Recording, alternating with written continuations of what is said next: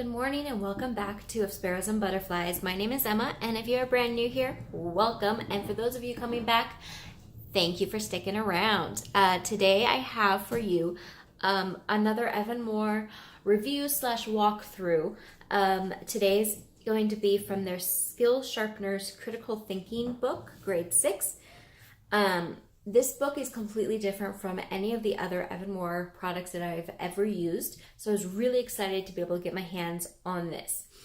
Every other Evan-Moor product I've used have been the daily style, so this was kind of a shock to me. I didn't think it was this way, but I'm very glad that we got to use this.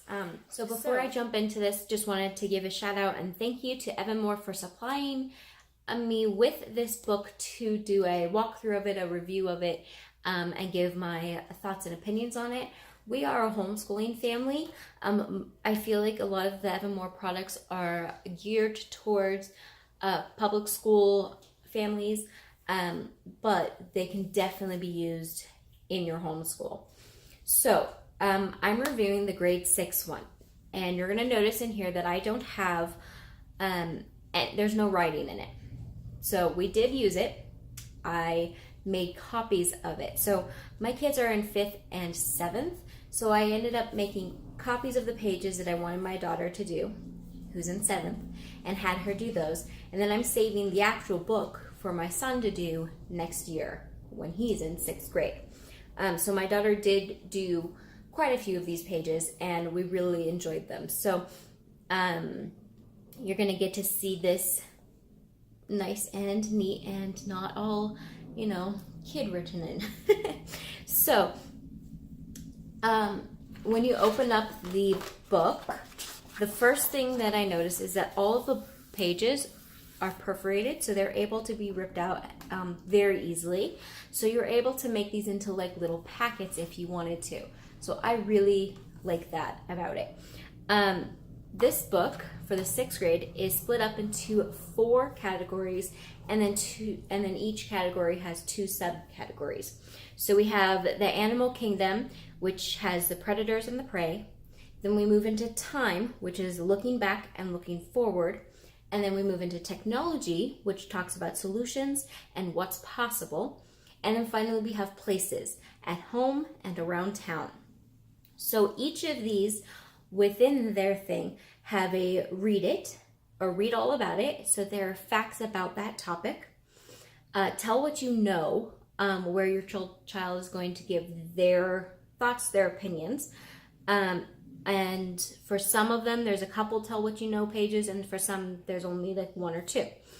Then you're going to have like a describe it or a specify, and then you're going to have like a conclude page, determine page, and every one is a little bit different. Some go into categorizing, some go into talking more about that topic, ideas, and then each of them all have a create section where they do a hands-on activity. So you have a couple different things that you can do with that. So we're just going to take a quick look through so you can kind of see how this is laid out. So you can absolutely take these pages out and make them into little booklets if you wanted, or not really booklets, but like packets. So the predators in the animal kingdom is the first section, and that is pages 7 through 22. And as you can see, it's separated nicely, so you're not going to lose a page if you happen to take this thing out and make it what you focus on for a while and not have to deal with it in the book. So the first page in each of the section has a checklist for your child to check off once each of those things are done.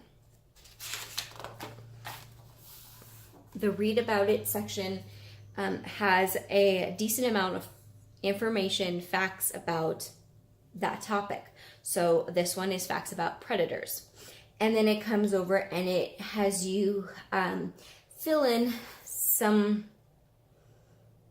some things using the information that you know, either from here, from what you already read, or from just your own personal knowledge. And then it normally has some type of fun activity down here for you to do. So in this case, it has a list of different predator and prey, and it has you place them in the right column. Okay, then on your describe pages, so for this one, they have sharks on this side. You're going to write adjectives that describe a shark. You're going to use the adjectives from above in a sentence about a shark. So, and then they're doing a lot of different things. So they're not just learning about sharks, they're also covering some adjectives and writing about it, and having to use that part of their brain. And it just continues like that throughout. And then this one is about giving your opinion. So this one, they ask questions and they want you to form a thought and write it down. And so it's just laid out very easily like that. It's very fun. It's very colorful. There's different activities throughout. And then at the very end, you have your create section. So for the predators one, you are making a killer whale, kind of like a paper puppet type thing. And it's very fun. So they give you all the stuff that you need to cut out, and then you just fold it and glue it, and it gives you all the instructions what to do. And then it also tells you what you're going to need. So you're going to need, for this one, page 21, which is the cutouts here, you're going to need scissors and glue.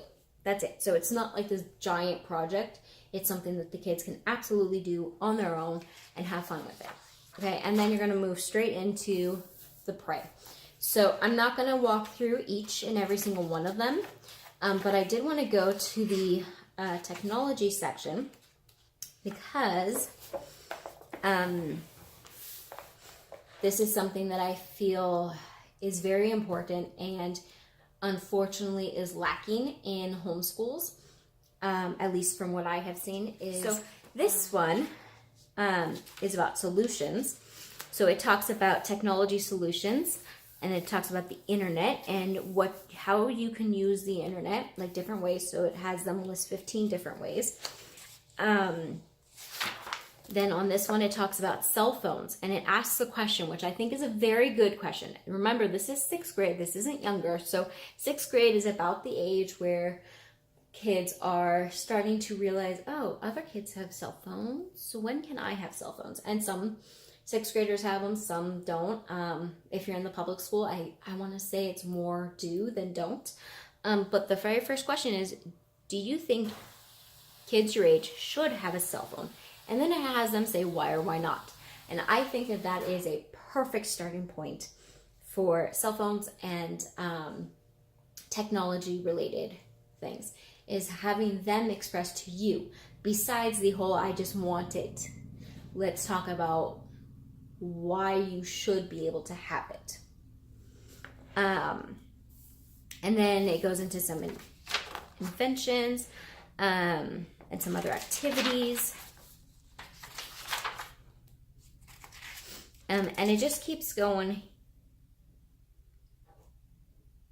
here and asking you questions about different technology things. So what has not yet been invented that would change how we get places, make life easier at home, be good for the planet, save time, be kind of silly.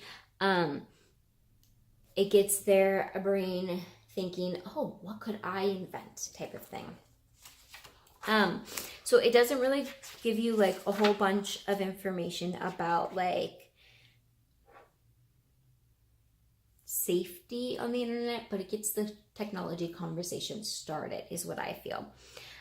So this activity is if you could design your own smartphone. So you're going to draw it and kind of design it, which is a fun little simple thing. And then the next one in technology is what's possible. So there's a lot of very cool things in this book, and it's very well made. Like I said, it's all perforated so you can take it out. The pages are plenty thick enough that no matter what your child's using, unless it's like a marker, of course, it's not going to bleed through. The book itself is very sturdy, so if you do not want to take it out of the book, you can absolutely just leave it in here. And I just love the way it's laid out and the colors, and yeah, so this is a very fun thing. Now, I'm not positive how you would use this in a day-to-day life if your child is in school full-time. I could see using this like as summer practice type stuff. But in a homeschool, this could definitely become a very good part of it. So I just had my daughter do the first section, the predators, and how we did that one was I made copies, of course, and then I stapled them all together. And then anytime we were like really, really busy and I didn't have time to sit down to help her with her other things that she needs help with, and she's already finished everything else, I would have her work on this and just have some fun with it, keep her still in the school mindset, so that when I was able to come back to working with her on her other stuff, she hadn't lost complete interest and moved on already. So that's how I used this one. Now next year when I use this with my son, I'm probably going to work this into his school, like a daily type thing. I wouldn't say that we would do everything daily, but like if I'm doing a schedule where we do language arts 4 days a week, then this might be the 5th day a week thing that I put in for language arts, because it has plenty of reading and writing and thinking skills to go with it. So this is definitely something that I love, and I think that this one only goes through 6th grade. I'm going to be looking on their website to see if they have anything for 7th or 8th grade for my daughter for next year, because I really enjoy these books from Evan-Moor. So I hope this was a good walkthrough for you, helped you decide whether or not it's something that you would like to use in your home for your child. If you have used the Evan-Moor products before, please go ahead and leave a comment and let me know which products you've loved, which ones maybe hadn't worked so well for you. And then if you're not already subscribed, go ahead and do so, and so that you can see all of the upcoming videos.